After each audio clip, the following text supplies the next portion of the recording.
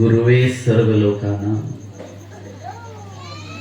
विसजे भवरोगिणां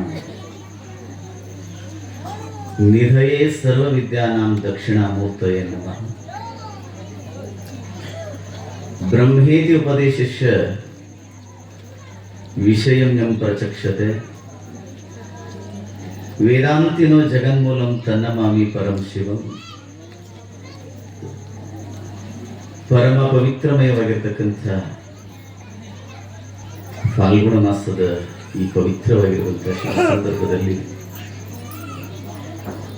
ಬಾಗಲಕೋಟೆ ತಾಲೂಕಿನ ಸುಕ್ಷೇತ್ರ ಬನ್ನಿದೇನಿ ಗ್ರಾಮದಲ್ಲಿ ಕೋಟಿ ಜಪಯಜ್ಞ ಮಹಾ ಕಾರ್ಯಕ್ರಮದ ನಿಮಿತ್ತವಾಗಿ ಹಮ್ಮಿಕೊಂಡಿರುವಂತಹ ಈ ಭವ್ಯ ದಿವ್ಯ ಕಾರ್ಯಕ್ರಮದಲ್ಲಿ ನಾವು ನೀವೆಲ್ಲರೂ ಕೂಡ ಸಮ್ಮಿಲಿತಗೊಂಡಿದ್ದೇವೆ. ಇಂತಹ ಪವಿತ್ರವಾಗಿರುವಂತಹ ಶುಭ ಸಂದರ್ಭದಲ್ಲಿ ಮಹಾತ್ಮರನ್ ನೆನೆಯುವುದೇ ಘನಮುಕ್ತಿ ಸುಖಂ ಶಿವಾದವ ಎಂದ ಹಾಗೆ ಪರಮಪೂಜ್ಯ ಶ್ರೀ ಶಿವಾನಂದಪ್ಪಗಳನ್ನ, ಶ್ರೋತ್ರಿಯ ಬ್ರಹ್ಮ ಸಿದ್ಧಾರೂಢರನ್ನ, ಶ್ರೋತ್ರಿಯ ಬ್ರಹ್ಮನಿಷ್ಠರಾಗಿರ್ತಕ್ಕಂಥ ಪೂರ್ಣಾನಂದಪ್ಪಗಳನ್ನ, ಪರಮ ತಪಸ್ವಿಗಳು ಅಧ್ಯಾತ್ಮದ ಅನುಭೂತಿಯನ್ನ ಈ ನಾಡಿನಲ್ಲೆಲ್ಲ ಪಸರಿಸಿ ಬ್ರಹ್ಮಲೀನರಾಗಿರ್ತಕ್ಕಂಥ ಪರಮಪೂಜ್ಯ ಶ್ರೀ ಸದಾನಂದಪ್ಪಗಳ ದಿವ್ಯ ಶರಣಾರವಿಂದಗಳಲ್ಲಿ ನಮಸ್ಕರಿಸಿ ಎನ್ನ ಬಾಳಿಗೆ ವಿದ್ಯೆಯನ್ನ ಕರುಣಿಸಿರ್ತಕ್ಕಂಥ ಸದ್ಗುರು ಸಿದ್ಧಲಿಂಗ ಶಿವಗಳವರನ್ನ ಸ್ಮರಣೆ ಮಾಡ್ತಾ ಇವತ್ತಿನ ಈ ಪವಿತ್ರವಾದಂತಹ ವೇದಿಕೆಯಲ್ಲಿ ವಿರಾಜಮಾನರಾಗಿ ಶ್ರೀಮಠಕ್ಕೆ ಕಾರಣೀಕರ್ತರಾಗಿ ಇಂಥ ಒಂದು ಪುಣ್ಯಕ್ಷೇತ್ರವನ್ನು ನಿರ್ಮಾಣ ಮಾಡಿ ಇದರ ಅಡಿಯೊಳಗ ಎಲ್ಲ ಭಕ್ತಾದಿಗಳಿಗೆ ಪುಣ್ಯವನ್ನೇ ಸಂಗ್ರಹ ಮಾಡಿಕೊಡ್ತಕ್ಕಂಥ ಶ್ರೀಮಠವನ್ನು ನಿರ್ಮಾಣ ಮಾಡಿ ಬಹಳ ಅದ್ಭುತವಾದಂತಹ ಕಾರ್ಯವನ್ನು ನಿರ್ವಹಣೆ ಮಾಡಿರ್ತಕ್ಕಂಥ ಇವತ್ತಿನ ಮಠಾಧ್ಯಕ್ಷರು ಪರಮಪೂಜ್ಯ ಶ್ರೀ ಮಾತೋಶ್ರೀ ಅನಸೂಯ ತಾಯಿಯವರಿಗೆ ಕೂಡ ಅಂತ ಭಕ್ತಿಯ ನಮನಗಳನ್ನು ಅರ್ಪಣೆ ಮಾಡಿ ಈ ಪವಿತ್ರವಾದಂತಹ ವೇದಿಕೆಯಲ್ಲಿ ಉಪಸ್ಥಿತರಿರ್ತಕ್ಕಂಥ ಎಲ್ಲ ಆಗಲೇ ತಮ್ಮ ಉಪದೇಶಾಮೃತವನ್ನು ಅದ್ಭುತವಾಗಿ ನೀಡಲ್ಪಟ್ಟಿರ್ತಕ್ಕಂಥ ಕಾಶಿನಾಥ ಶ್ರೀಗಳಲ್ಲಿ, ಗುರುಪಾದ ಶ್ರೀಗಳಲ್ಲಿ, ಅಡವೇಶ್ವರ ಶ್ರೀಗಳಲ್ಲಿ, ಎಲ್ಲ ಮಾತಾಜಿಯವರಲ್ಲಿ ಹಾಗೂ ಸಂಚಾಲಕರ ಕಾರ್ಯನಿರ್ವಹಣೆ ಮಾಡತಕ್ಕಂಥ ಶರೀಫ್ ಶಾಸ್ತ್ರಿಗಳು ಕೂಡ ಶರಣಾರ್ಥಿಗಳನ್ನ ಹೇಳ್ತಾ ಬಹಳ ವಿಶೇಷವಾದಂಥ ಬನ್ನಿದೀನಿ ಅಂದ್ರೆ ಭಕ್ತಿಯ ತವರೂರು ಅಂತ. ಇಂಥ ಅದ್ಭುತವಾದಂಥ ನೆಲದಲ್ಲಿ ಇವತ್ತಿನ ಅಧಿಕರಣವಾಗಿರಿಸಿಕೊಂಡಿರ್ತಕ್ಕಂಥ ವಿಷಯದ ಪ್ರತಿಪಾದನೆಯನ್ನ ಮಾಡ್ತಾ ಸರ್ವ ಮಾನವರೆಲ್ಲರೂ ಕೂಡ ಹುಟ್ಟಿ ಬಂದ ಮೇಲೆ ಪುಣ್ಯದ ಸಂಗ್ರಹವನ್ನ ಮಾಡ್ಕೊಳ್ಬೇಕು ಅಂತಕ್ಕಂಥ ಇಚ್ಛೆಯನ್ನ ವ್ಯಕ್ತಪಡಿಸಿರ್ತಕ್ಕಂಥ ಬಹುಶಃ ತಮಗೆಲ್ಲ ಗೊತ್ತಿರಲಿ, ಹಿಂದಿನ ಹಿರಿಯರು ಎಂದು ಭೂಮಿ ಹುಟ್ಟಿದೆ, ಎಂದು ಮಾನವ ಕುಲದ ಸಂತತಿ ಪ್ರಾರಂಭ ಆಯ್ತು,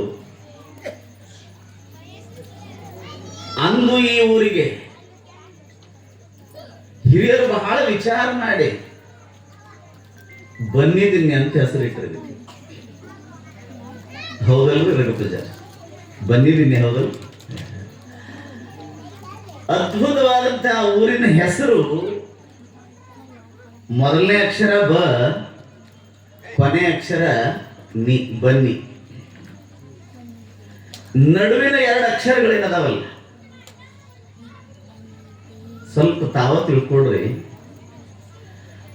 ಮೊದಲನೇ ಅಕ್ಷರ ಕೊನೆ ಅಕ್ಷರ ಬಿಡ್ರಿ, ನಡುವಿನ ಎರಡು ಅಕ್ಷರಗಳೇನದಾವಲ್ಲ, ಅದ್ಭುತವಾದಂತಹ ಅಕ್ಷರಗಳನ್ನ ಹಿಂದಿನ ಹಿರಿಯರು ಕೊಟ್ಟು ಹೋಗಿರ್ತಕ್ಕಂಥದ್ದು. ಅದು ಯಾವುದು ಅಂತ ಕೇಳಿದ್ರೆ ನೀವು ಆಲೋಚನೆ ಮಾಡ್ರಿ, ನಿಧಿ ಅಂತ ಅರ್ಥ ಆಗ್ತದೆ. ನಿಧಿ ಅಂದ್ರೆ ಏನ್ರಿ? ನಿಮಗೆ ಯಾರಿಗೆ ಹತ್ತಪ್ಪ ನಿಧಿ ಹತ್ತಂದ್ರ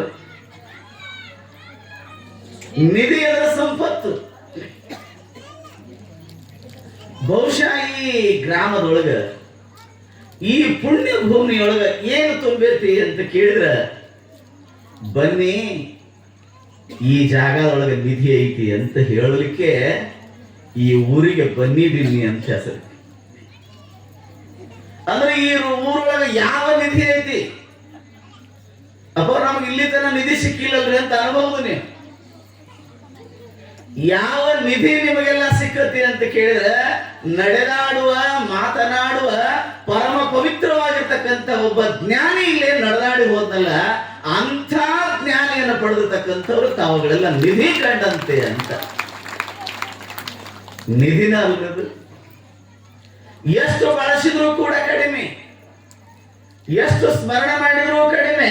ಅಂಥ ಒಬ್ಬ ಜ್ಞಾನವಂತನಾಗಿರ್ತಕ್ಕಂಥ ಪುರುಷ ಮಹಾತ್ಮ ಇಲ್ಲೇನು ನಡೆದಾಡಿ ಹೋಗಿ ಇದನ್ನ ಪುಣ್ಯನ ಪಾವನ ಕ್ಷೇತ್ರ ಮಾಡಿರ್ತಕ್ಕಂಥ ಒಬ್ಬ ಜ್ಞಾನಿ ಆಗಿ ಹೋಗ್ಯಾನಂದ್ರೆ, ಅಂಥ ಜ್ಞಾನಿ ಬಿಟ್ಟು ಹೋಗಿರ್ತಕ್ಕಂಥ ನಿಧಿ ನಿಮ್ಮೆಲ್ಲರನ್ನ ಪಾವನ ಮಾಡಾಕತ್ತೀವ. ನಿಮ್ಮೆಲ್ಲರನ್ನ ಅದ್ಭುತವಾದಂಥ ಆನಂದದ ಸ್ಥಿತಿ ಒಯ್ಯಾಕತ್ತೈತಿ. ಅಂಥ ನಿಧಿಯನ್ನು ಪಡೆದಿರ್ತಕ್ಕಂಥವ್ರು ಬಂದಿದ್ದೀನಿ ಅವರಷ್ಟೇ. ಅದಕ್ಕೆ ಬೆನ್ನೆಲುಬಾಗಿ ತಾಯಿಯವರು ಅಂಥ ಅದ್ಭುತ ಕಾರ್ಯವನ್ನ ಇವತ್ತು ಬನ್ನಿದಿನಿಯೊಳಗ ಅವರ ಶ್ರಮ ಎಷ್ಟು ದ್ವಾಡದೈತಿ ಅಲ್ಲಿಕ್ಕೆ ಇದೇ ಕಾರಣ. ಇವತ್ತು ಒಂದು ಕ್ಷೇತ್ರ ನಿರ್ಮಾಣ ಆಗ್ಬೇಕಾತು ಅಂದ್ರೆ ಸಾಮಾನ್ಯ ಪರಿಶ್ರಮ ಅಲ್ಲ. ಬಹುಶಃ ನೀವು ಮನಿ ಕಟ್ಟಾಕತ್ತೀರಿ, ಒಂದು ಮನಿ ನಿಮ್ಮ 30-40 ಸೈಜಿನ ಮನಿ ಕಟ್ಟಬೇಕಾದ್ರೆ ನಿಮಗೆ ಎಷ್ಟು ಶ್ರಮ ಆಗೈತಿ. ಮಾನ್ಯೊಬ್ಬರು ಹೇಳಿದ್ರು ನನಗೆ, ಅಪಾರ ಮನಿ ಕಟ್ಟೋದು ಅಷ್ಟು ಸುಲಭ ಅಲ್ರಿ ಅಂದ್ರು. ಒಂದು ಮನಿ ನನ್ನ ಜೀವನದೊಳಗೆ ನಾ ಕಟ್ಟಬೇಕಾದ್ರೆ ಸಾಕಾಗೈತ್ರಿ ಅಂದ್ರು. ಎಲ್ಲ ದುಡ್ಡದ ಸಂಪತ್ತದ ಖರೆ ದುಡಿಯವರ ಸರಿಯಾಗಿ ಬರ್ಲಿಲ್ಲ ಅಂದ್ರೆ ತಗೊಂಡಿದ್ದೀನಿ. 6 ವರ್ಷ ಆಯ್ತು ಅಪ್ಪಾರ ನನ್ನ ಮನಿ ನಡೆದು ಅಂತಂದ್ರು. ಆದ್ರೆ ಇವತ್ತು ಬನ್ನಿದಿನಿಯೊಳಗ ಕೇವಲ ಕೆಲವೇ ವರ್ಷಗಳೊಳಗ ಇಂಥ ಪುಣ್ಯಕ್ಷೇತ್ರವನ್ನು ನಿರ್ಮಾಣ ಮಾಡಿ ಇವತ್ತು ಕಲ್ಲಿನ ಮಹಾಮಠವನ್ನು ನಿರ್ಮಾಣ ಮಾಡ್ಬೇಕಾತಂದ್ರೆ ಇದಕ್ಕೆ ತಾಯಿಯವರ ಪರಿಶ್ರಮ ಬಹಳ ಅದ್ಭುತವಾದಂಥ ಕೆಲಸವನ್ನು ಮಾಡಿದೆ. ಇದು ಎಲ್ಲದಕ್ಕೂ ಕೂಡ ಕಾರಣ ಯಾವುದು ಅಂತ ಕೇಳಿದ್ರೆ ನಿಮ್ಮೆಲ್ಲರ ಒಂದು ಭಕ್ತಿ ಈ ಕೆಲಸ ಮಾಡಿದೆ. ಬಹುಶಃ ತಾಯಂದ್ರೆ ನಿಮಗೆಲ್ಲ ಗೊತ್ತಿರಲಿ, ಬಹಳ ಜನ ತಾಯಂದ್ರೆ ಕೂಡಿರಲಿ. ಈ 20 ವರ್ಷದ ಹಿಂದೆ ನಾ ಕೇಳೋದು ನಿಮ್ಗೊಂದು ಪ್ರಶ್ನೆ ಕೇಳ್ತೀನಿ ನಾನು. ಹೊಸದಾಗಿ ನೀವು ಏನಾದರೂ ಮನೆಗೆ ಬಟ್ಟೆ ತಂದ್ರೆ ಅಂದ್ರೆ, ನೀವು ಉಟ್ಕೊಳ್ಳೋದು ಸೀರೆ ತಂದ್ರೆ ಅಂದ್ರೆ 20 ವರ್ಷದ ಹಿಂದೆ ನಾ ಹೇಳೋದು, ಬಹುಶಃ 2000 ಇಸ್ವಿ ಒಳಗೆ ಹೊಸದಾದಂತಹ ಬಟ್ಟೆ ತಂದ್ರೆ ಅಂದ್ರೆ ಸೀರೆ ತಂದ್ರೆ ಅಂದ್ರೆ ಮೊದಲು ನೀವು ಉಟ್ಕೊಂಡಿರೋ ಅಥವಾ ನಿಮ್ಮ ಮಗಲ್ಗೆ ಮನೆಯವ್ರು ಕೊಟ್ಟಿರ್ತಾ ಇದ್ರೆ, ಇಲ್ಲಿ ಕೊಟ್ಟವ್ರು ಅದಿರಲಿ ಅದಿರಲ್ಲ. ಎಷ್ಟು ವಿಚಿತ್ರ ನೋಡುತ್ತಾ ಅಂದ್ರೆ 2000 ಇಸ್ವಿ ಹಿಂದಗಡೆ ನೀವು ಏನಾದರೂ ಹೊಸ ಅರಿವಿ ತಂದ್ರೆ ಅಂದ್ರೆ, ನಿಮ್ಮ ಮನೆಯೊಳಗೆ ಹೊಸ ಬಟ್ಟೆ ತಂದ್ರೆ ನೀವು ಉಟ್ಕೊಂಡಿಲ್ಲ. ಯಾಕೆ ಉಟ್ಕೊಂಡಿಲ್ಲ? ನಾನು ಉಟ್ಕೊಳ್ಳೋದಕ್ಕಿಂತಲೂ ಕೂಡ ನಮ್ಮ ಮನೆಯವರ ನೆರವಿನವರು ಇರ್ತಕ್ಕಂಥ ನೆರೆಹೊರೆಯವರು ಇರ್ತಕ್ಕಂಥ ಬಳಗ ಏನಿತ್ತಲ್ಲ, ಆ ಬಳಗ ಚಂದ ನೋಡ್ತಿದ್ರು. ನೀವು ನಿಮ್ಮ ಸೀರೆಯನ್ನು ಅವ್ರಿಗೆ ಉಟ್ಕೊಳ್ಳಕ್ ಕೊಟ್ಟು ಅವರ ಶೃಂಗಾರವನ್ನು ನೋಡಿ ಆನಂದ ಪಡ್ತಕ್ಕಂಥ ಮನಸ್ಸು ಇದ್ದು ಇಲ್ರಿ. ಮೊದಲು ಮಾಡಿದ್ರಿ ಇಲ್ರಿ ನೀವು. ಮತ್ತು ಇವತ್ತು 2026 ಏನಾಗಿದ್ರಿ? ಈಗ ಕೊಡಾಕತ್ತಿರ್ತಾ ಇದ್ರೆ ಬಹಳ ವರ್ಷ ಆಗಿಲ್ಲ, ಕೊಟ್ಟವ್ರು ಇಲ್ಲೇ ಇದ್ದೀರಿ. ನಿಮ್ಮ ಸೀರೆಗಳನ್ನ ಮಗ್ಗಲು ಮನೆಯವರಿಗೆ ಕೊಟ್ಟು ಆನಂದವನ್ನು ಪಡೆದಿರ್ತಕ್ಕಂಥವ್ರು ನೀವು ಅದರಿ. ಇವತ್ತು ನೀವು ಅದಿರಲ್ಲ, ಇವತ್ತು ಏನಾದ್ರೂ ಕೊಡಾಕತ್ತೀರಿ? ಯಾಕೆ? ಏನು ಬದಲಾತ? ಹಾಗಾದ್ರೆ ಏನು ಬದಲಾತ? ಆಗಿನ ಕಾಲದೊಳಗ ಮನಸ್ಸು ದೊಡ್ಡವಾಗಿದ್ದು, ಮನಿ ಸಣ್ಣವಾಗಿದ್ದು. ಆದ್ರೆ ಇವತ್ತು ಏನಾಗ್ಯಾವ? ಮನಿ ಬಹಳ ದೊಡ್ಡವಾಗ್ಯಾವ, ಮನಸ್ಸು ಮಾತ್ರ ಸಣ್ಣ ಆಗ್ಯಾವ. ನಿಮ್ಮ ಸೀರೆಗಳು ಏನಾಗ್ಯಾವ ಅಂದ್ರೆ ನಿಮ್ಮ ಟ್ರೆಜರಿ ಒಳಗೆ ನನ್ನ ಸೀರೆಯನ್ನು ಯಾರಿಗೂ ಕೊಡಬಾರ್ದು ಅಂತ ತಿಳ್ಕೊಂಡು ನೀವೇನು ಉಟ್ಕೊಳಕತ್ತೀರಿಲ್ಲ, ಅದು ಏನಾಗೈತಿ ಅಂದ್ರೆ ಎಲ್ಲ ಶೃಂಗಾರ ಹೋಗ್ಬಿಟ್ಟೈತಿ. ಇದು ಬದುಕಿನ ಅನಂತ ಸ್ಥಿತಿ. ನಾವು ಹೇಳೋದು ಕಲಿಯುವ ಸ್ಥಿತಿ ಏನು ಬದಲಾತು ಅಂತ ಕೇಳಿದ್ರೆ, ನಾವು ಮಾಡಲ್ಪಟ್ಟಿರ್ತಕ್ಕಂಥ ಭಕ್ತಿ, ನಾವು ಮಾಡಿರುವಂತ ಕಾರ್ಯಗಳು ನಿಂತು ಹೋಗತ್ತೆ. ಕಾರಣ ಇಷ್ಟೇ. ಯಾಕಿದೆಲ್ಲ ಬದಲಾವಣೆ? ಬಹುಶಃ ಆವಾಗಿನ ಕಾಲದೊಳಗೂ ಇದ್ದವ್ರ ನೀವದರಿ, ಇವತ್ತಿಗೂ ನೀವ ಅದರಿ. ಕಾರಣ ಏನ್ ಬದಲಾಗೈತಿ ಅಂತ ಕೇಳಿದ್ರೆ, ನಮ್ಮೊಳಗ ಸದು ಹೃದಯತೆ ಬಹಳ ಕಡಿಮೆ ಆಗೈತಿ ಅಂತ. ಇನ್ನೂ ಹಳ್ಳಿ ಜೀವನದೊಳಗೆ ಇಷ್ಟೆಲ್ಲ ಬಹಳ ಕೂಡಿರ್ತೀನಿ. ತಾಯಿದ್ರೆ ನೀವೆಲ್ಲ ಕೂಡಿರಿಲ್ಲ. ಇವತ್ತು ಪುಣ್ಯದ ವಿಷಯವನ್ನು ಇಟ್ಟಾರಂತ ನಿಮ್ಗೊಂದು ಮಾತು ಕೇಳ್ತೀನಿ. ನೀವು ಯಾರಾದರೂ ನಿಮ್ಮ ಮಕ್ಕಳಿಗೆ ರಾವಣ ಅಂತ ಹೆಸರು ಇಟ್ಟಿರಿ? ಯಾರಾದರೂ? ರಂಗಪ್ಪ ಸರ್ ಬಂದಿದ್ದೀನೊಳಗೆ ಯಾರು ರಾವಣ ಅಂತ ಅದಾರಲ್ಲ? ಈಗ ಇರ್ಬೇಕು ನೋಡ್ರಿ. ಯಾರು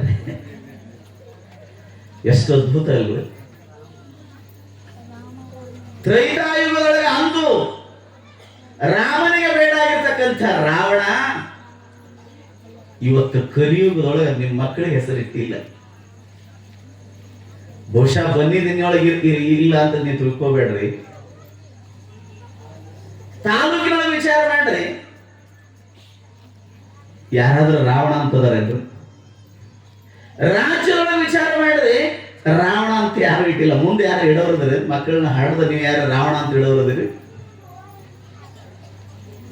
ಎಷ್ಟು ವಿಚಿತ್ರದಲ್ಲ ಇದೆ. ರಾವಣ ಮಹಾನ್ ಶಿವಭಕ್ತ, ಆದ್ರೂ ಅವನ ಹೆಸರು ಇಡಾಕ ನಿಮ್ ಮನಸ್ಸಾಗೋದು ಯಾಕಾಗಲ್ಲ? ಹಾಗಾದ್ರೆ ವೈಷ್ಣವ ಬ್ರಾಹ್ಮಣನಾಗಿರ್ತಕ್ಕಂಥ ರಾವಣ ಅಂದು ರಾಮನಿಗೆ ಬೇಡ ಆಗಿರ್ತಕ್ಕಂಥ ಸ್ಥಿತಿಯೊಳಗೆ ಇಂದು ನಮ್ಮ ಮನೆಯೊಳಗೆ ಬೇಡ ಆಗ್ಯಾನ ಅಂದ್ರೆ ಏನ್ ಕೆಲಸ ಮಾಡ್ಯಾನ? ಹಂಗಾದ್ರೆ ಪುಣ್ಯ ಮಾಡ್ಯಾನಂತೀರಿ, ಪಾಪ ಮಾಡ್ಯಾನಂತೀರಿ? ಏನ್ ಮಾಡ್ಯಾನ್ರಿ? ನಿಮ್ಮ ಮನೆ ದೇವರ ಹೆಸರುಗಳನ್ನು ಮಕ್ಕಳಿಗೆ ಇಡಾಕತ್ತೀರಿ, ಸ್ವಾಮಿಗಳ ಹೆಸರನ್ನು ಮಕ್ಕಳಿಗೆ ಇಡಾಕತ್ತೀರಿ. ಆದ್ರೆ ಯಾಕೆ ರಾವಣನ ಹೆಸರು ಇಡಬಾರ್ದು? ಎಷ್ಟು ವಿಚಿತ್ರ ನೋಡ್ರಿ. ನಮ್ಮ ಮಗ ರಾವಣನಂತೆ ಆಗಬಾರ್ದು ಅಂತ ತಿಳ್ಕೊಂಡು ಇವತ್ತಿಗೂ ಕೂಡ ಇಡೀ ಭಾರತ ದೇಶದೊಳಗ 142 ಕೋಟಿ ಜನಸಂಖ್ಯೆ. ಆಧಾರ್ ಕಾರ್ಡ್ ತೆಗೆದು ನೋಡ್ರಿ, ರಾವಣ ಅಂತ ಹೆಸರು ಇಲ್ಲಂತ. ದೇಶದೊಳಗ ನಾ ಹೇಳೋದು, ನಮ್ಮೂರ ನಿಮ್ಮೂರ ಇಲ್ಲ, ಇಡೀ ಭಾರತ ದೇಶದೊಳಗ ರಾವಣನ ಹೆಸರು ಇಟ್ಟಿಲ್ಲ ಅಂದ್ರೆ ಎಂಥ ವಿಶೇಷವಾದ. ಅಂದ್ರೆ ಅಂದು ಪಾಪವನ್ನ ಮಾಡಿರ್ತಕ್ಕಂಥ ಸೀತಾಮಾತೆಯ ಮೇಲೆ ಮನಸ್ಸು ಮಾಡಿರ್ತಕ್ಕಂಥ ರಾವಣನ ಹೆಸರು ಇವತ್ತಿಗೂ ಕೂಡ ನಮ್ಮ ಮನೆಯೊಳಗೆ ನಾವು ಇಡಂಗಿಲ್ಲ ಅಂದ್ರೆ ಏನ್ ಮಾಡ್ಬೇಕಂತ? ಹಾಗಾದ್ರೆ ಪುಣ್ಯ ಮಾಡ್ತಾರೋ ಪಾಪ ಮಾಡ್ತಾರೋ? ಈ ರಾವಣನಂತೆ ಪಾಪವನ್ನ ಮಾಡಬೇಕಾಗಿತ್ತು. ರಾವಣ ಏನ್ ಪಾಪ ಮಾಡ್ಯಂದ್ರೆ? ಹೇಗಾದ್ರೆ ಪರಮಾತ್ಮನ ಆತ್ಮಲಿಂಗವನ್ನ ಈ ಧರೆಗೆ ತಂದಿರತಕ್ಕಂಥವ ಗೋಕರ್ಣ ಕ್ಷೇತ್ರವನ್ನಾಗಿ ಮಾಡಿಲ್ವೇ? ನೀವೆಲ್ಲ ಲಿಂಗಾಮೂಟಿ ನಮಸ್ಕಾರ ಮಾಡಿ ಬರ್ತೀರಿ, ಯಾರ್ದದು? ಪರಮಾತ್ಮನ ಆತ್ಮಲಿಂಗವನ್ನ ಈ ಜಗತ್ತಿಗೆ ತಂದಿರತಕ್ಕಂಥ ಒಬ್ಬ ರಾವಣನನ್ನ ಇವತ್ತು ನಮ್ಮ ಮಕ್ಕಳಿಗೆ ಇಡಂಗಿಲ್ಲ ಅಂದ್ರೆ ಏನ್ ಮಾಡ್ಯಾನಂದ್ರವ? ಒಂದು ಕೆಲಸ ತಪ್ಪು ಮಾಡ್ಯಾನಂತ. ಸೀತಾಮಾತೆಯನ್ನು ಅಶೋಕವನದೊಳಗಿಟ್ಟ ಒಂದು ಮಾತು ಹೇಳ್ತೀನಿ ನಿಮ್ಗೆ. ಆಗಿನ ತಾಯಿದ್ರು ಎಷ್ಟು ಜಾಣರು, ಏನೆಲ್ಲ ಆ ತಾಯಿಯನ್ನು ಒಲಿಸ್ಕೋಬೇಕು ಅಂತ ಬೇಕಾಷ್ಟು ಪ್ರಯತ್ನ ಮಾಡಿದ, ಆದ್ರೂ ಸೀತಾಮಾತೆ ಒಲಿಲಿಲ್ಲ. ಏನೆಲ್ಲ ಪ್ರಯತ್ನ ಮಾಡಿದ, ಎಲ್ಲರಿಗೂ ಕೇಳ್ದ, ಮಂತ್ರಿಗಳನ್ನು ಕೇಳ್ದ, ಏನ್ ಮಾಡ್ಬೇಕು ಎಲ್ಲ ಕೇಳ್ದ, ಎಲ್ಲಾರು ಮುಗಿತು. ಕಡೆಗೆ ಯಾರಿಗೆ ಕೇಳ್ಬೇಕ್ರಿ? ತನ್ನ ಹೆಂಡತಿ ಆಗಿರ್ತಕ್ಕಂಥ ಮಂಡೋದರಿಗೆ ಹೋಗಿ ಕೇಳದಂತ ನೋಡು. ಸೀತಾಮಾತೆಯನ್ನು ಒಲಿಸ್ಕೊಳ್ಬೇಕಾದ್ರೆ ನಿನ್ನೊಳಗೆ ಏನಾದರೂ ವಿಷಯ ಇದ್ರೆ ನನಗೆ ಹೇಳಂದ. ಕೈ ಹಿಡಿದ್ರು ಅಂತ ಸತಿ ಏನ್ ಹೇಳ್ಬೇಕ್ರಿ? ಮತ್ ನೀವಾಗಿದ್ರೆ ಏನ್ ಹೇಳ್ತಿದ್ರಿ? ಮತ್ತೆ 4 ಗಜ ಕೊಡ್ತಿದ್ರು. ಆದ್ರೆ ರಾವಣನಿಗೆ ಮಂಡೋದರ ಹೇಳಿದ್ದಂತ ನೋಡ್ರಿ, ಎಂಥ ಅದ್ಭುತ ಮಾತು. ರಾವಣ, ನಿನ್ನೊಳಗ ಅದ್ಭುತ ಶಕ್ತಿ ಅದು. ಪರಮಾತ್ಮನ ಆತ್ಮಲಿಂಗವನ್ನು ತಂದಿರತಕ್ಕಂಥ ಮಹಾನ್ ಶಕ್ತಿ ನಿನ್ನೊಳಗೆ ಅಡಕಾಗಿದೆ. ಸೀತಾಮಾತೆಯನ್ನ ಹೊತ್ತುಕೊಂಡು ಬರುವ ವೇಳೆಯೊಳಗ ಮರೀಚಿಯ ದದೀಚಿಯ ಪಾತ್ರವನ್ನ ಮಾಡಿಕೊಂಡು ಆ ತಾಯಿಯನ್ನು ಹೊತ್ತುಕೊಂಡು ಬಂದಿಲ್ಲ. ನಿನ್ನೊಳಗೆ ಏನೈತಿ ಅಂದ್ರೆ ರಾವಣನ ವೇಷವನ್ನು ತೆಗೆದು ಬೇಕಾದ ವೇಷವನ್ನು ಹಾಕೊಳ್ತಕ್ಕಂಥ ಸಾಮರ್ಥ್ಯ ನಿನ್ನೊಳಗೆ ಐತಿ.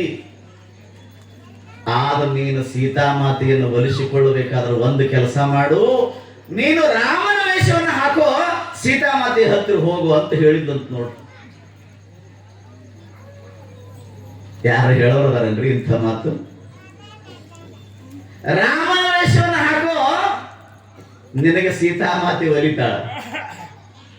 ಎಂತ ಅದ್ಭುತ ಮಾತ್ರೆ ಮಂಡೋದರಿ ಹೇಳಿರ್ತಕ್ಕಂಥ ಮಾತು ದಿನ ಹೇಳು. ಹೇಳಿಲ್ಲಂತೆ ನಿನ್ನೊಳಗ ಏನೆಲ್ಲ ತಾಕತ್ತದ, ಆದ್ರೆ ರಾಮನ ವೇಷವನ್ನು ಹಾಕೊಂಡ್ಬಿಡು, ನೀನು ಸೀತಾಮಾತೆಯನ್ನು ಒಲಿಸ್ಕೊಳ್ತಿ ಅಂದಾಗ ರಾವಣ ಒಂದು ಮಾತು ಹೇಳಿದಂತೆ, ಮಂಡೋದರಿ ನಾನು ರಾಮನಾಗಬಲ್ಲೆ, ರಾಮನ ವೇಷವನ್ನು ಹಾಕತಕ್ಕಂಥ ಶಕ್ತಿನೂ ನನ್ನಲ್ಲಿದೆ, ಆದ್ರೆ ನಾನು ರಾಮ ಆದ್ನೆ ಅಂದ್ರೆ ಕಾಮನೊಳಗೆ ಹುಟ್ಟಂಗಿಲ್ಲ ಅಂದಂತ ನೋಡಿ. ರಾಮನ ವೇಷವನ್ನು ಹಾಕೊಂಡೆ ಅಂದ್ರೆ ಕಾಮ ನನ್ನೊಳಗೆ ಬರಂಗಿಲ್ಲ, ಮತ್ತೇನ್ ಮಾಡ್ಲಿ ಅಂತ ಕೇಳಿದಂತ. ಹಂಗಾದ್ರೆ ನೀವು ಸುಮ್ಮನೆ ಏನು ಕೆಲಸ ಮಾಡ್ಬೇಡ್ರಿ, ಸೀತೆಯನ್ನ ಅಯೋಧ್ಯೆ ಕಳಿಸ್ಬಿಡ್ರಿ ಅಂತ ಹೇಳಿದಂತ. ಅವತ್ತ ಕಳಿಸಿದ್ದಂದ್ರೆ ಉಳ್ಕೋತಿದ್ದ, ಇವತ್ತಿಗೂ ನಮ್ಮ ಮನ್ಯಾಗ ರಾವಣನ ಹೆಸರು ಇಡ್ತಿದ್ದೀವಿ ನಾವು. ಆದ್ರೆ ಮಾಡಲಿಲ್ಲ. ನಾನೆಂದ ರಾವಣ ಅಸುವಳಿದ, ನೀನೆಂದ ವಿಭೀಷಣ ರಾಮನ ಪಾದಕ್ಕೆ ಶರಣಾಗತನಾದ. ಅಂದ್ರೆ ಈ ಜಗತ್ತಿನೊಳಗೆ ಯಾರು ಬದುಕ್ತಾರ ಅಂದಂಗಾದ್ರೆ ಹಾಗಾದ್ರೆ ಜಗತ್ತಿನೊಳಗೆ ಬದುಕುವಂಥವ್ರು ಯಾರು ಅಂತಂದ್ರೆ ಪುಣ್ಯವನ್ನ ಯಾರು ಮಾಡ್ತಾರೆ ಅವರನ್ನ ಜಗತ್ತು ಸ್ಮರಣೆ ಮಾಡ್ತದೆ, ಪಾಪವನ್ನ ಯಾರು ಮಾಡ್ತಾರೆ ಅವರನ್ನ ಜಗತ್ತು ಎಂದಿಗೂ ಸ್ಮರಣೆ ಮಾಡಂಗಿಲ್ಲ ಅಂತ ಇದರ ಅರ್ಥ ನಾನು ಹೇಳೋದು. ಆದ್ದರಿಂದ ಈ ಜೀವನದೊಳಗೆ ನಾವು ಏನೆಲ್ಲ ಗಳಿಸಿದರೂ ಕೂಡ, ಇದೇ 15-20 ದಿವಸದ ಹಿಂದೆ ಬೆಂಗಳೂರಿನೊಳಗ 8,500 ಕೋಟಿ ರೂಪಾಯಿ ಗಳಿಸಿರ್ತಕ್ಕಂಥ ಒಬ್ಬ ಪುಣ್ಯಾತ್ಮ, ಯಾರ ಹೆಸರು ಗೊತ್ತದಂದ್ರೆ CJ ರಾಯ್ ಅಂತ ಹೇಳಿ ಆತನ ಹೆಸರು. ಕಾನ್ಫಿಡೆಂಟ್ ಅನ್ನುವಂಥ ಒಂದು ಮಹಾ ಸಂಸ್ಥೆಯನ್ನು ತಯಾರು ಮಾಡಿದ. 8,500 ಕೋಟಿ ರೂಪಾಯಿ ಆಸ್ತಿವಾನ ಮನುಷ್ಯ. ನೀವೆಲ್ಲ ಟಿವಿ ಒಳಗೆ ನೋಡಿರಿ, ಗುಂಡ ಹಾಕೊಂಡು ಸತ್ತ ಮೊನ್ನೆ. ಏನ್ ಕಡಿಮೆ ಆಗಿತ್ತು ಅವನಿಗೆ? 8,500 ಕೋಟಿ ಅಂದ್ರೆ ಇಡಾಕಿ ಜಾಗ ಇಲ್ಲ. ಅಂತ ಒಬ್ಬ ಪುಣ್ಯಾತ್ಮ ಸುಖವನ್ನು ಅನುಭವಿಸ್ಲಿಲ್ಲ. ದುಡ್ಡನ್ನ ಸುಖ ಕೊಡಬೇಕಾಗಿತ್ತು ಅವನಿಗೆ, ಸುಖ ಕೊಡ್ಲಿಲ್ಲ. ಯಾಕೆ ಸತ್ತ ಅಂತ ಕೇಳಿದ್ರೆ ಇಷ್ಟೆಲ್ಲ ಗಳಿಸಿರುವಂತ ಪುಣ್ಯಾತ್ಮ ಗುಂಡು ಹೊಡ್ಕೊಂಡು ಸಾಯ್ತಾನಂದ್ರೆ ಈ ಜಗತ್ತಿನೊಳಗ ದುಡ್ಡಿನಿಂದ ಸಂಪತ್ತು ಏನೆಲ್ಲ ಇದ್ರೂ ಕೂಡ ಪುಣ್ಯದ ಸಂಗ್ರಹ ಸಿಗೋದಿಲ್ಲ. ಪುಣ್ಯ ಅನ್ನುವಂಥದ್ದು ಜೀವನದೊಳಗೆ ಸಿಗೋದಿಲ್ಲ. ಆದ್ರೆ ಅದರಿಂದ ಏನಾಗಬೇಕಾಗಿತ್ತು ಅಂತ ಕೇಳಿದ್ರೆ ಭಕ್ತಿ, ಜ್ಞಾನ, ವೈರಾಗ್ಯ, ಉಪರತಿಗಳೇ ನಮ್ಮನ್ನ ಕಾಪಾಡಬೇಕೆ ವಿನಃ ಬೇರೆ ಯಾವುದು ಕಾಪಾಡಂಗಿಲ್ಲ. ನಿಮಗೆಲ್ಲ ಗೊತ್ತಿರಲಿ, ತಾಳಿಕೋಟಿ ಒಳಗೊಬ್ರು ಮೊನ್ನೆ ಅಜ್ಜ ಅವರು ಈಗಿದ್ದ ದೇವ್ರಿಗಿಂತ ಮೊದಲೊಬ್ರು ಆಗಿದ್ರು, ಖಾಸ್ಗತ್ ಸ್ವಾಮಿಗಳು ಅಂತ. ಖಾಸ್ಗತ್ ಸ್ವಾಮಿಗಳಂದ್ರೆ ಬಹಳ ದೂರನವ್ರಲ್ಲ, ಇಲ್ಲೇ ಗುಳಗುಡದವ್ರು ಅವರು. ತಾಳಿಕೋಟಿ ಒಳಗ ಅವ್ರಿಗೆ ಎರಡೂ ಕಣ್ಣಿದ್ದಿದ್ದಿಲ್ಲ. ಖಾಸ್ಗತ್ ಸ್ವಾಮಿಗಳಿಗೆ ಕಣ್ಣಿರ್ಲಿಲ್ಲ. ಅಲ್ಲೇ ಮಗ್ಲೊಂದು ಊರ, ಅವ್ರ ಮೆರವಣಿಗೆ ನಡೆದಿತ್ತು. ಭಕ್ತರೆಲ್ಲರೂ ಕರ್ಕೊಂಡು ಬಂದ್ರು, ಅವ್ರ ಮೆರವಣಿಗೆ ಮಾಡಕತ್ತಿದ್ರು.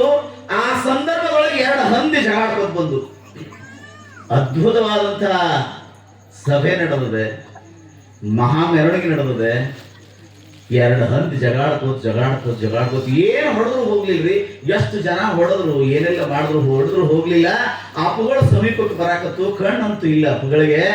ಆ ಸಂದರ್ಭದೊಳಗೆ ಜನ ಬಂದು ಕೇಳಿದ್ರಂತೆ, 2 ಹಂದಿ ಜಗಾಡಕತ್ತವ್ರಪ್ಪ, ಅವ್ರು ಹೊಡೆದ್ರು ಹೋಗಲ್ವಾಗ್ಯಾವ, ಯಾಕ್ರಿ ಅಂತ ಕೇಳಿದ್ರಂತ. ನಡೆದಂತ ಘಟನಾ ಇದನ್ನ ಹೇಳೋದು. ಬಹಳ ವರ್ಷದ್ದೇನಲ್ಲ ಇದು, ಬಹುಶಃ ಒಂದು 20 ವರ್ಷದ ಹಿಂದಿನ ಮಾತಷ್ಟೇ. 2 ಹಂದಿ ಜಗಾಡ್ಕೊತ ಬಂದು ಅಪ್ಪಗಳು ಹೇಳಿದ್ರೆ ಕಣ್ಣಂತೂ ಕಾಣಂಗಿಲ್ಲ, 2 ದೃಷ್ಟಿ ಇದ್ದಿದ್ದಿಲ್ಲ ಕಷ್ಟದಗಳಿಗೆ. ಆ ಸಮಯದೊಳಗೆ ಹೇಳಿದ್ರಂತ, ಅವು ಹಂದಿ ಬೇರಾರು ಅಲ್ಲಪ್ಪ, ಈ ನಮ್ಮ ಮಠದಾಗಿನ ಹಂದಿಗಳಪ್ಪ ಅಂದ್ರಂತ. ನಮ್ಮ ಮಠದೊಳಗಿನ ಒಬ್ಬ ಅವು ಪುನರ್ಜನ್ಮವನ್ನು ಧಾರಣ ಮಾಡ್ಕೊಂಡಾವ, ಮಠದ ಆಸ್ತಿ ನುಂಗ್ಯಾವ, ಮಠದ ದುಡ್ಡು ತಿಂದಾವ. ಪುನರ್ಜನ್ಮವನ್ನು ಹಂದಿಯಾಗಿ ಬಂದಾವಪ್ಪ, ಅವು ನಾನು ನಮಸ್ಕಾರ ಮಾಡ್ಬೇಕು ಅಂತ ಬರ್ತಾವ, ದಾರಿ ಬಿಡ್ರಿ ಅಂತ ಹೇಳಿದ್ರು. ಎರಡೂ ಹಂದಿ ಜಗಳಾಡ್ಕೋತ ಬಂದು ಎಷ್ಟು ಹೊಡೆದ್ರು ಹೋಗ್ಲಿಲ್ಲ, ಬಂದು ಪಾದಕ್ಕೆ ನಮಸ್ಕಾರ ಮಾಡಿ ಹಾದು ಅಂತ ಅವಾಗ ಅಪ್ಪಗಳು ಹೇಳಿದಂತ ಜನ್ಮ ಸಾರ್ಥಕತೆ ಆಯ್ತು ಹೋಗ್ರಿ ಅಂತ ಹೇಳಿದಂತೆ ಎರಡೂ ಹಂದಿ ಹೋಗ್ಬಿಟ್ರು. ಪ್ರತ್ಯಕ್ಷ ನೋಡಿದವ್ರು ಅದಾರ ಈ ಜಗತ್ತಿನೊಳಗೆ. ನಾ ಹೇಳೋದು ಅಂದ್ರೆ ಏನ್ ಮಾಡ್ಬೇಕು ಅಂದ್ರೆ, ಈ ಜಗತ್ತಿನೊಳಗೆ ನಾವು ಗಳಿಸಿದ್ದು ನಾವು ಬಳಸಿದ್ದು ಯಾವುದು ನಮ್ಮ ಹಿಂದೆ ಬರಂಗಿಲ್ಲ. ಬೇಕಾದಷ್ಟು ಗಳಿಸಿರಿ, ಬೇಕಾದಷ್ಟು ಏನೆಲ್ಲವನ್ನ ಮಾಡಿರಿ, ಖರೆ ಈ ಹೊಲ ಈ ಮನಿ ಏನೈತಿ ಜೀವನದಾಗ ಕೇಳ್ತೀರಿ ನೀವೆಲ್ಲ ಹಾಡ ಮೊಬೈಲ್ದೊಳಗಂತೂ ಕೇಳಿರಿ. ಹೋಗುವುದೈತಿ ಮಣ್ಣಾಗಿ, ಒಂದಿನ ನಿಶ್ಚಿಂತವಾಗಿ ಕೂಡತಕ್ಕಂಥ ಸ್ಥಾನ ಒಂದೈತಿ. ಖರೆ ಆದ್ರೆ ಏನ್ ಮಾಡ್ಬೇಕು ಅಂದ್ರೆ ಬದುಕಿದ್ದಾಗ ಅಂತ ಪುಣ್ಯ ಕಾರ್ಯವನ್ನ ಮಾಡ್ರಿ. ಜೀವನದೊಳಗೆ ನಾವು ಒಯ್ಯೋದು ಯಾವುದು ಇಲ್ಲ, ಬರುವಂತಹದ್ದು ಯಾವುದು ಅಂತ ಕೇಳಿದ್ರೆ ನೋಡ್ರಿ, ಇವತ್ತು ಶ್ರದ್ಧಾನಂದ ಅಪ್ಪುಗಳು ಇವತ್ತು ಮರೆಯಾಗಿದೆ. ನಿಮಗೆಲ್ಲ ಗೊತ್ತಿರ್ಲಿ, ದೇಹ ಮರೆಯಾದರೂ ಅವರ ಛಾಯೆ ಮರೆಯಾಗಿಲ್ಲ, ಕಾಯ ನೋಡ್ಲಿಕ್ಕೆ ಸಿಗಂಗಿಲ್ಲ. ಮಹಾತ್ಮರ ಕಾಯ ಏನಾದ್ರೂ ಸಿಗ್ತದೇನ್ರಿ? ಇವತ್ತು ಅವ್ರ ಶರೀರ ನಮಗೆ ನೋಡಕ್ ಆಗೋದು, ಆದ್ರೆ ಶರೀರ ಹೋಗ್ಯದ ಖರೆ ಅವರ ಛಾಯೆ ಮಾತ್ರ ಇವತ್ತು ಈ ಜಗತ್ತಿನೊಳಗೆ ಬಾಳಿ ಬೆಳಗಾಕತ್ತತಿ ಅಂದಲ್ಲೇ ಅವರ ಹೆಸರು ಮಾತ್ರ ಇವತ್ತು ಶಾಶ್ವತವಾಗಿ ಉಳಿದತಿ ಅಂತ ಕೇಳಿದ್ರೆ ಅವ್ರ ಹೆಸರಿನ ಮೇಲೆ ಇವತ್ತು ತಾವುಗಳೆಲ್ಲ ಬಂದು ಕೂತು ನಾಮಸ್ಮರಣೆ ಮಾಡಾಕತ್ತಿರಲಿಲ್ಲ. ಇದು ಬಹಳ ದೊಡ್ಡ ಜೀವನದೊಳಗೆ. ಇದಕ್ಕೆ ಶರೀರ ಅಳಿದ್ರು ಕೂಡ ಹೆಸರು ಉಳಿದತ್ ನೋಡ್ರಿ. ಬಸವಣ್ಣವ್ರ ಲಿಂಗೈಕ್ಯರಾಗಿ 900 ವರ್ಷ, ಸಿದ್ಧಾರೂಢ ಲಿಂಗೈಕ್ಯರಾಗಿ 200-300 ವರ್ಷ. ಅಂತ ಮಹಾತ್ಮರು ಶರೀರ ಎಲ್ಲ ಹೋಗ್ಯಾವ, ಖರೆ ಕಾಯ ಮರೆಯಾದರೂ ಅವರ ಛಾಯೆ ಮರೆ ಆಗಿಲ್ಲ. ಛಾಯೆ ಕೆಲಸ ಮಾಡಾಕತ್ತತಿ.